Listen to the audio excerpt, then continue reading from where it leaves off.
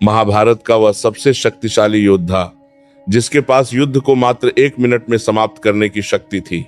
वह चाहता तो अकेले ही पूरे कुरुक्षेत्र को लाशों के ढेर में बदल देता, लेकिन क्यों उसे अपने ही दादा के खिलाफ खड़ा होना पड़ा, और क्यों स्वयं भगवान श्री कृष्ण को उससे उसका शीश मांगना पड़ा। आइए शुरू करते हैं बर्बरीक से बाबा श्याम बनने की वो दास्तां, जिसे सुनकर आज भी भक्तों की आंखें नम हो जाती हैं। ये कहानी शुरू होती है पांडुपुत्र भीम के परिवार से। भीम और हिडिंबा के पुत्र थे घटोत्कच, जो एक महान और मायावी योद्धा थे। घटोत्कच का विवाह दैत्यराज की पुत्री कामकंटकट्टा मोरवी से हुआ। इन दोनों के मिलन से एक अत्यंत तेजस्वी पुत्र का जन्म हुआ, जिसके बाल बब्बर शेर के अयाल बालों जैसे थे, इसीलिए उसका नाम रखा गया बर्बरीक। बर्बरीक बचपन से ही सामान्य बालकों से अलग थे। उन्हें अपनी माता मोरवी से वीरता के संस्कार मिले और उन्होंने भगवान शिव की घोर तपस्या की। उनकी तपस्या से प्रसन्न होकर महादेव ने उन्हें 3 ऐसे अचूक बाण दिए जो ब्रह्मांड की किसी भी शक्ति को नष्ट कर सकते थे। साथ ही अग्निदेव ने उन्हें एक ऐसा धनुष दिया जो उन्हें तीनों लोकों में अजेय बनाता था। इन बाणों की विशेषता यह थी कि पहले बाण से बर्बरीक उन सभी को चिन्हित कर सकते थे जिन्हें उन्हें नष्ट करना है। दूसरे बाण से वे उन लोगों को बचा सकते थे जिन्हें वे सुरक्षित रखना चाहते थे, और तीसरे बाण को छोड़ते ही वे सभी चिन्हित लक्ष्य पल भर में भस्म हो जाते। यानी बर्बरीक को युद्ध जीतने के लिए किसी सेना की जरूरत नहीं थी। जब बर्बरीक को पता चला कि कुरुक्षेत्र में पांडवों और कौरवों के बीच महायुद्ध होने वाला है, तो उन्होंने भी युद्ध देखने की इच्छा जताई। चलते समय उनकी माता मोरवी ने उनसे एक वचन मांगा। माता जानती थी कि उनका पुत्र रण अजय है, इसलिए उन्होंने कहा, पुत्र, यदि युद्ध में भाग लेना ही पड़े तो हमेशा उसकी ओर से लड़ना जो हारा हुआ हो। बर्बरीक ने अपनी माता को वचन दिया, माँ, मैं हारे का सहारा बनूंगा। यही वह एक छोटा सा वचन था जिसने महाभारत की पूरी दिशा बदल दी और बर्बरीक को इतिहास के सबसे बड़े बलिदान की ओर ढकेल दिया। बर्बरीक अपने नीले घोड़े पर सवार होकर 3 बाण और धनुष लेकर कुरुक्षेत्र की ओर चल पड़े। वे नहीं जानते थे कि रास्ते में स्वयं जगत के स्वामी श्री कृष्ण उनकी प्रतीक्षा कर रहे हैं। बर्बरीक अपने नीले घोड़े पर सवार होकर कुरुक्षेत्र की ओर बढ़ रहे थे। उनके मन में उत्साह था और माता को दिया गया वचन हारे का सहारा बनने का भगवान श्री कृष्ण सब जानते थे। उन्हें पता था कि यदि यह वीर योद्धा कौरवों की ओर से लड़ने लगा तो पांडवों की जीत असंभव हो जाएगी।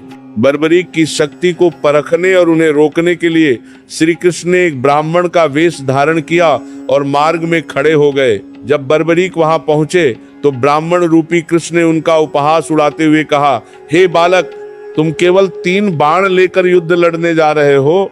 कुरुक्षेत्र में तो करोड़ों योद्धा हैं, तुम्हारे ये 3 खिलौने उनका क्या बिगाड़ लेंगे? बर्बरीक ने बड़ी विनम्रता लेकिन आत्मविश्वास के साथ कहा, हे ब्राह्मण देव, ये साधारण बाण नहीं है। मेरा केवल एक बाण ही पूरी शत्रु सेना का विनाश करने के लिए पर्याप्त है। यदि मैंने तीनों का संधान किया तो पूरे ब्रह्मांड में हाहाकार मच जाएगा। श्री कृष्ण ने चुनौती देते हुए कहा, अच्छा, यदि तुम इतने ही वीर हो तो सामने खड़े इस विशाल पीपल के पेड़ के सभी पत्तों को एक ही बाण से छेद कर दिखाओ। यदि तुम ऐसा कर सके तो मैं तुम्हारी शक्ति को मान लूंगा। बर्बरीक ने चुनौती स्वीकार की। उन्होंने अपनी आंखें बंद की और पहले बाण का संधान किया। जैसे ही बाण छूटा, वह बिजली की गति से पेड़ के एक एक पत्ते को चिन्हित करने लगा। उसी समय श्री कृष्ण ने चतुराई दिखाते हुए पेड़ का एक पत्ता चुपके से अपने पैर के नीचे दबा लिया ताकि वह बाण उसे न छेद सके। जब बाण ने पेड़ के सारे पत्तों को चिन्हित कर लिया तो वह अंत में श्री कृष्ण के पैर के चारों ओर घूमने लगा। बर्बरीक मुस्कुराए और बोले, ब्राह्मण देव, अपना पैर हटा लीजिए, वरना मेरा बाण आपके पैर को भी छेद देगा, क्योंकि इसके नीचे पेड़ का एक पत्ता छिपा है। श्री कृष्ण दंग रह गए। उन्हें समझ आ गया कि बर्बरीक की शक्ति अमोघ है। उन्होंने अगला प्रश्न पूछा, पुत्र, तुम किसकी ओर से लड़ोगे? बर्बरीक ने उत्तर दिया, मैंने अपनी माता को वचन दिया है कि जो पक्ष हार रहा होगा मैं उसकी ओर से लड़ूंगा। श्री कृष्ण ने गणित समझाया, पुत्र, यदि तुम पांडवों की ओर से लड़ोगे तो कौरव हारने लगेंगे, तब अपने वचन के कारण तुम्हें कौरवों की ओर जाना पड़ेगा, और जब तुम कौरवों की ओर जाओगे तो पांडव हारने लगेंगे। इस तरह तुम दोनों ओर की सेनाओं को समाप्त कर दोगे और अंत में केवल तुम अकेले ही जीवित बचोगे। बर्बरीक सोच में पड़ गए। उन्हें समझ आ गया कि ये कोई साधारण ब्राह्मण नहीं है। उन्होंने हाथ जोड़कर कहा, हे देव, आप कौन हैं? अपना वास्तविक परिचय दीजिए। जब बर्बरीक ने देखा कि ये ब्राह्मण उनकी हर चाल और भविष्य के परिणाम को पहले से जानता है, तो उन्हें आभास हो गया कि ये साक्षात ईश्वर हैं। बर्बरीक ने अपने धनुष को नीचे रखा और हाथ जोड़कर प्रार्थना की, हे प्रभु, आप कोई साधारण ब्राह्मण नहीं हो सकते। कृपा करके अपने वास्तविक रूप में प्रकट हो जाइए। तब भगवान श्री कृष्ण ने अपना विराट रूप प्रदर्शित किया। करोड़ों सूर्यों के समान तेज वाले उस रूप को देखकर बर्बरीक धन्य हो गए। श्री कृष्ण ने कहा, हे वीर, इस धर्म युद्ध की सफलता के लिए, रणभूमि की पूजा के लिए सर्वश्रेष्ठ क्षत्रिय के शीश की बलि चाहिए। इस समय इस धरती पर तुमसे बड़ा और श्रेष्ठ वीर कोई नहीं है। क्या तुम धर्म की रक्षा के लिए अपना शीश दान करोगे? बर्बरीक के लिए यह परीक्षा की घड़ी थी। एक ओर माता को दिया वचन था और दूसरी ओर साक्षात भगवान की इच्छा। बिना एक क्षण की देरी किए बर्बरीक ने मुस्कुराते हुए कहा, हे जगत के स्वामी, यदि मेरा शीश धर्म की स्थापना में काम आता है तो यह मेरा सौभाग्य है। मैं अपना शीश देने के लिए तैयार हूँ। परंतु बर्बरीक के मन में एक अंतिम इच्छा शेष थी।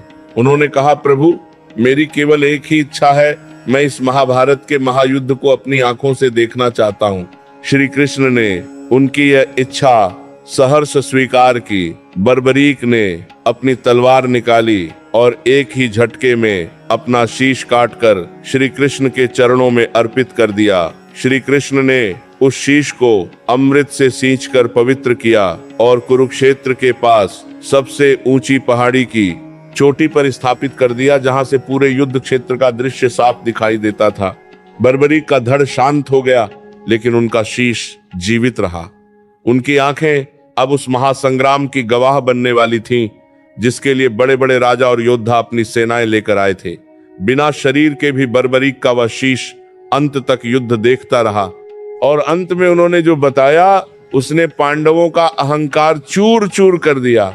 महाभारत का युद्ध समाप्त हो चुका था।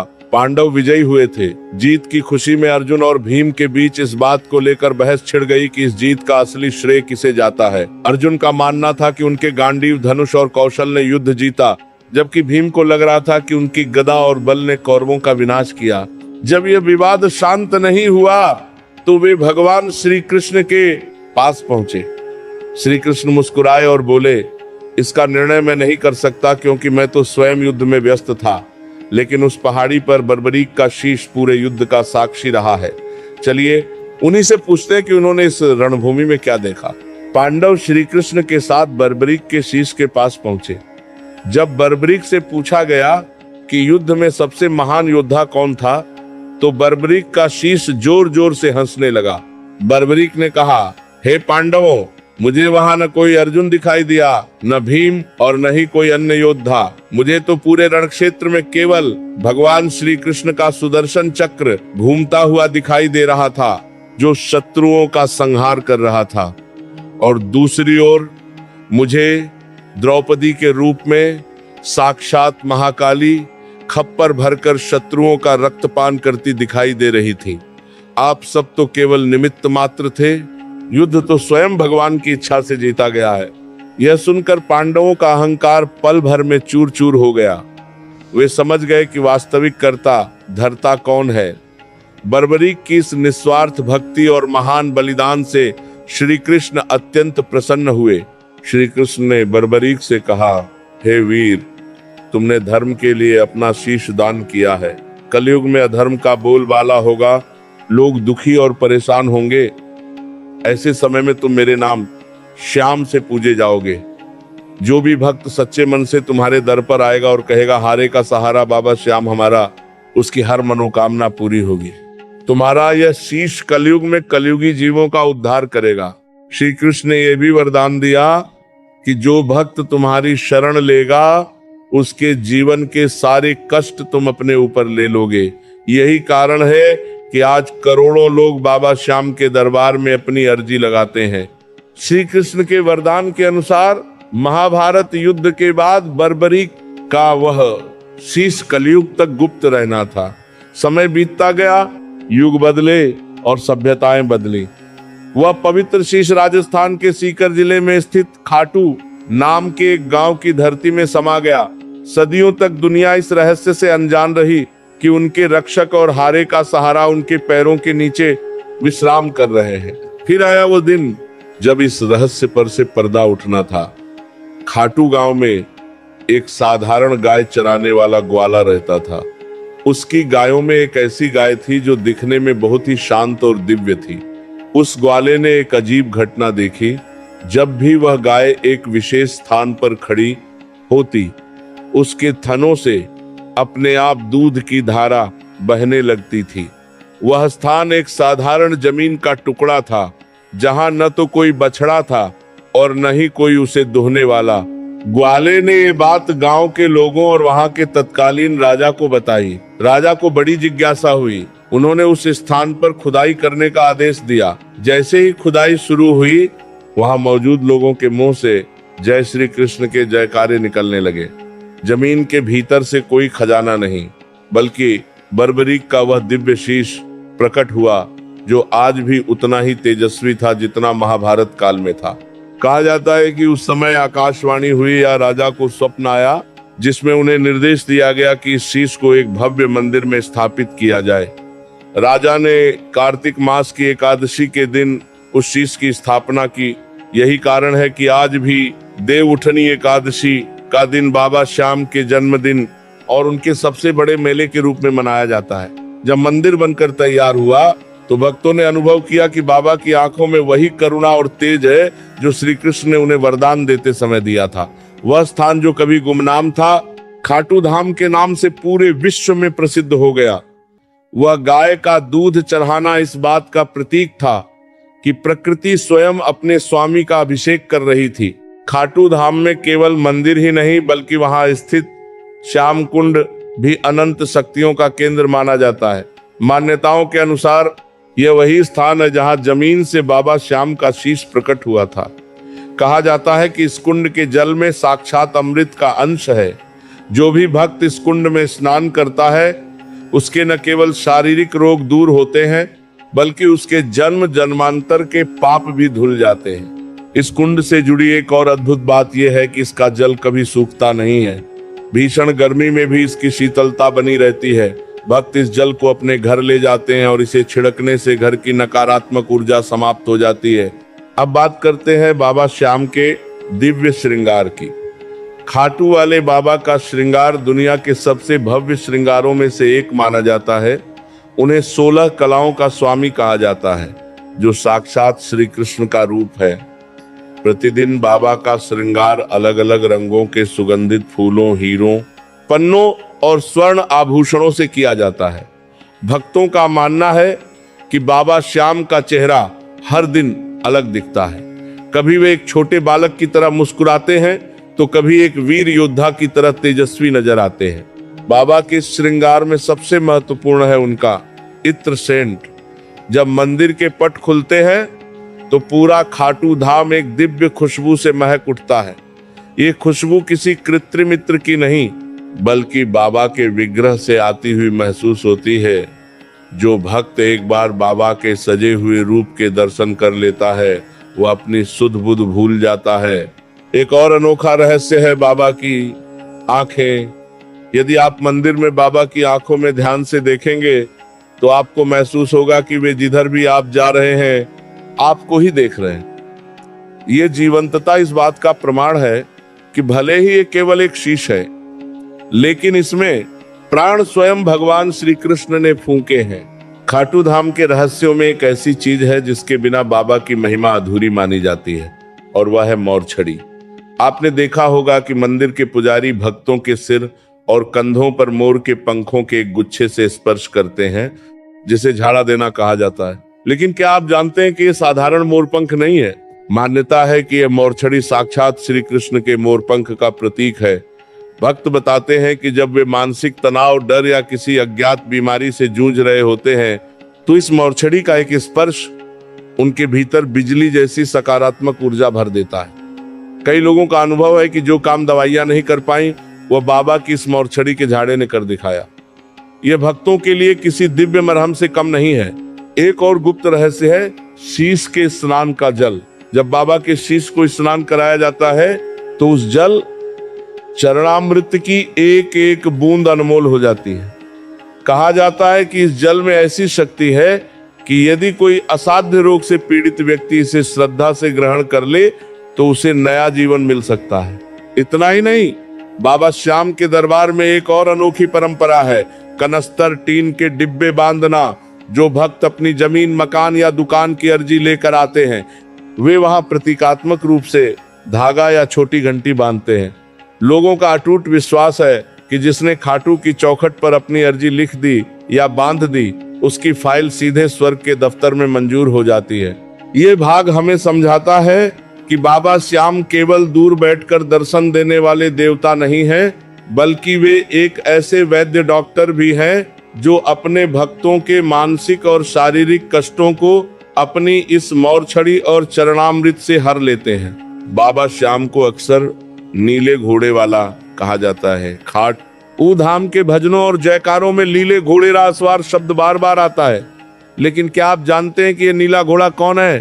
पौराणिक कथाओं के अनुसार जब बर्बरीक भगवान शिव की तपस्या कर रहे थे तब उनकी शक्ति और भक्ति से प्रसन्न होकर उन्हें यह दिव्य घोड़ा प्राप्त हुआ था। यह घोड़ा साधारण नहीं था, इसमें हवा से भी तेज दौड़ने की क्षमता थी और यह किसी भी बाधा को पार कर सकता था। आज भी खाटू धाम में बाबा के विग्रह के पास एक सुंदर घोड़े की मूर्ति या चित्र जरूर होता है। भक्तों का विश्वास है कि जब कोई भक्त सच्चे दिल से संकट में बाबा को पुकारता है तो बाबा इसी नीले घोड़े पर सवार होकर बिजली की गति से उसकी मदद करने पहुंच जाते हैं। इसी कारण उन्हें लीले का सवार कहकर पुकारा जाता है। अब बात करते हैं बाबा के उन 3 बाणों की जो उनके हाथ में या उनके पीछे हमेशा दिखाई देते हैं। ये वही 3 बाण हैं जो उन्हें महादेव ने दिए थे। आज के संदर्भ में इन 3 बाणों का एक बहुत गहरा आध्यात्मिक अर्थ है। पहला बाण आपके भीतर की बुराइयों और नकारात्मकता को चिन्हित करता है। दूसरा बाण आपके पुण्य और आपकी भक्ति को सुरक्षित रखता है। तीसरा बाण आपके जीवन के सारे संकटों और शत्रुओं का नाश कर देता है। खाटू मंदिर के शिखर पर फहराता नारंगी और लाल रंग का निशान ध्वज भी इन 3 बाणों की विजय का प्रतीक माना जाता है। भक्त मीलों पैदल चलकर हाथों में ये निशान लेकर खाटू पहुंचते हैं। माना जाता है कि जो भक्त बाबा को निशान चढ़ाता है बाबा उसके जीवन की सारी हार को जीत में बदल देते हैं। यहाँ एक और रहस्यमयी बात प्रचलित है। कई भक्तों ने दावा किया है कि रात के सन्नाटे में मंदिर के आसपास घोड़े के टापों की आवाज सुनाई देती है। स्थानीय लोगों का मानना है कि बाबा आज भी अपने नीले घोड़े पर सवार होकर पूरे नगर की पानी की करने की बने गई है, जिसके साथ परिक्रमा करते हैं और अपने शरण में आए भक्तों की पहरेदारी करते हैं। बाबा श्याम के इतिहास में जहां राजाओं और योद्धाओं के नाम आते हैं वहीं एक नाम स्वर्ण अक्षरों में लिखा जाता है, भक्त शिरोमणि आलू सिंह जी। यह भाग हमें बताता है कि बाबा श्याम केवल हिंदुओं के ही नहीं बल्कि हर उस इंसान के हैं जिसके मन में सच्ची तड़प है। कहा जाता है कि बाबा श्याम की भक्ति में जाति और मजहब कभी दीवार नहीं बने। इतिहास में ऐसे कई प्रसंग मिलते हैं जहां मुस्लिम समुदाय के लोगों ने भी बाबा की शक्ति को स्वीकार किया और उनके अनन्य भक्त बने। खाटू धाम की परंपराओं में भक्त आलू सिंह जी का स्थान बहुत ऊंचा है। उन्होंने अपना पूरा जीवन बाबा की सेवा और उनके भजनों के प्रचार में लगा दिया। आलू सिंह जी के बारे में प्रसिद्ध है कि वे बाबा श्याम से साक्षात बातें किया करते थे। एक बार की बात है जब मंदिर में कुछ ऐसी परिस्थितियां बनी कि बाबा के दर्शन दुर्लभ हो गए, तब आलू सिंह जी की व्याकुलता इतनी बढ़ गई कि उन्होंने अन्न जल त्याग दिया। कहा जाता है कि तब स्वयं बाबा श्याम ने उन्हें दर्शन दिए और उनकी अटूट श्रद्धा की पुष्टि की। खाटू धाम का एक और बड़ा चमत्कार है यहाँ की निशान यात्रा। आपने देखा होगा कि लाखों लोग हाथों में रंग बिरंगे ध्वज निशान लेकर पैदल चलते हैं। इस परंपरा की जड़ें भी इसी विश्वास में हैं कि हम अपना अहंकार और अपनी चिंताएं बाबा के चरणों में सौंप रहे हैं। चाहे अमीर हो या गरीब, राजा हो या रंक, बाबा की चौखट पर सब एक समान हो जाते हैं। यहाँ एक प्रसिद्ध कहावत है, श्याम के दरबार में सबका खाता एक। यानी यहाँ सिफारिश नहीं, सिर्फ सिमरन स्मरण काम आता है। बाबा श्याम को मोरछड़ी, मोर के पंखों का गुच्छा से झाड़ा देने की परंपरा भी यहीं से शुरू हुई। माना जाता है कि उस मोरछड़ी के स्पर्श मात्र से बड़े से बात का मानसिक तनाव और नजर दोष समाप्त हो जाता है। ये मोरछड़ी साक्षात कृष्ण के मोरपंख का आशीर्वाद है। वैसे तो खाटू धाम में हर दिन भक्तों का तांता लगा रहता है, लेकिन साल में एक समय ऐसा आता है जब खाटू की गलियां नहीं बल्कि स्वर्ग का द्वार बन जाती हैं। वह समय है फाल्गुन का मेला। होली के कुछ दिन पहले से शुरू होने वाला यह मेला दुनिया के सबसे बड़े धार्मिक आयोजनों में से एक है। फाल्गुन शुक्ल पक्ष की प्रतिपदा से द्वादशी तक चलने वाले इस मेले का मुख्य आकर्षण होता है निशान यात्रा। रींगस से खाटू तक का वह 17-18 किलोमीटर का रास्ता, जहां लाखों भक्त नंगे पैर, हाथों में रंग बिरंगे निशान ध्वज लिए बाबा श्याम के जयकारे लगाते हुए झूमते हैं। धूल धूप और थकान का वहां नामो निशान नहीं होता, क्योंकि हर भक्त के हृदय में केवल एक ही धुन होती है, पग पग पर पहरा तेरा, तूने ही मुझे संभाला है। इस मेले का सबसे भावुक क्षण आमंत्रण होता है। भक्त दूर दूर से बाबा को अपनी शादी या शुभ कार्यों का पहला निमंत्रण देने आते हैं। फाल्गुन की एकादशी के दिन बाबा का श्रृंगार इतना अलौकिक होता है कि उसे शब्दों में बयान नहीं किया जा सकता। पूरे मंदिर को टनों विदेशी फूलों से सजाया जाता है और बाबा के मुखड़े की चमक ऐसी होती है मानो साक्षात सूर्य वहां विराजमान हो। मेले के दौरान खाटू में भजनों की गंगा बहती है। रात भर चलने वाले कीर्तनों में जब भक्त झूमते हैं तो ऐसा महसूस होता है जैसे समय ठहर गया हो। यहाँ एक अद्भुत परंपरा है गुलाल की होली। बाबा श्याम के दरबार में भक्त फूलों और अबीर गुलाल से होली खेलते हैं। माना जाता है कि जो गुलाल बाबा के चरणों को छूकर भक्त पर गिरता है, वह उसके जीवन के सारे दुखों के काले रंगों को मिटाकर खुशियों के रंग भर देता है। कहा जाता है कि फाल्गुन के इन दिनों में बाबा श्याम अपनी कचहरी दरबार लगाते हैं और हर उस भक्त की अर्जी सुनते हैं जो हार चुका है। इसी मेले के कारण खाटू को कलयुग का सबसे जागृत तीर्थ माना जाता है। महाभारत के उस महान बलिदान से शुरू हुई ये यात्रा आज कलयुग के सबसे बड़े सहारे पर आकर रुकती है। दुनिया में बहुत से देव स्थान हैं, लेकिन खाटू वाले श्याम को हारे का सहारा ही क्यों कहा जाता है? इसका उत्तर छिपा है बर्बरीक को मिले उस वरदान में, जिसमें श्री कृष्ण ने कहा था कि जब इंसान हर तरफ से ठोकर खाकर थक जाएगा, जब अपने ही उसे साथ छोड़ देंगे, तब मेरा श्याम रूप उसका हाथ थामेगा। आज के समय में इंसान की सबसे बड़ी हार उसका मन है। जब कोई व्यापार में टूट जाता है, किसी बीमारी से हार जाता है या अपनों के धोखे से निराश हो जाता है, तब वो अपनी अर्जी लेकर खाटू की चौखट पर पहुंचता है। यहाँ की मिट्टी में एक ऐसा जादू है कि मंदिर की सीढ़ियां चढ़ते ही इंसान का भारी मन हल्का हो जाता है। लोग कहते हैं कि खाटू क्या गए, जीवन की दिशा ही बदल गई। बाबा श्याम की भक्ति का सबसे बड़ा नियम है विश्वास। बाबा कभी ये नहीं देखते कि आपने कितना सोना चढ़ाया या कितना बड़ा दान दिया। वे केवल ये देखते हैं कि आपकी आंखों में उनके प्रति कितने आंसू हैं। यहाँ एक अनूठी प्रथा है चिट्ठी लिखने की। भक्त अपनी समस्याओं को एक कागज पर लिखकर बाबा के चरणों में छोड़ देते हैं और चमत्कार देखिए, वे समस्याएं सुलझने में देर नहीं लगती। श्याम बाबा को शीश का दानी कहा जाता है क्योंकि उन्होंने धर्म के लिए अपना सर्वस्व न्यौछावर कर दिया। वे हमें सिखाते हैं कि बड़ा वह नहीं जो जीतता है, बल्कि बड़ा वह है जो धर्म और वचन के लिए अपनी सबसे प्यारी चीज का त्याग कर दे। आज खाटू धाम की महिमा 7 समंदर पार तक फैल चुकी है। विदेशों में भी बाबा के मंदिर बन रहे हैं और उनके भजनों की गूंज सुनाई दे रही है। इस गाथा का अंत करते हुए बस इतना ही कि जीवन के किसी भी मोड़ पर अगर आपको लगे कि अब सब खत्म हो गया है, तो बस एक बार आंखें बंद करके पुकारना, लीले घोड़ेरा असवार आजा नीले चढ़कर। वह जरूर आएंगे, क्योंकि उन्होंने वचन दिया है। वे कलयुग के राजा हैं, वे शीश के दानी हैं, वे हम सबके प्यारे बाबा श्याम हैं। बोलिए खाटू नरेश की जय, हारे के सहारे की जय।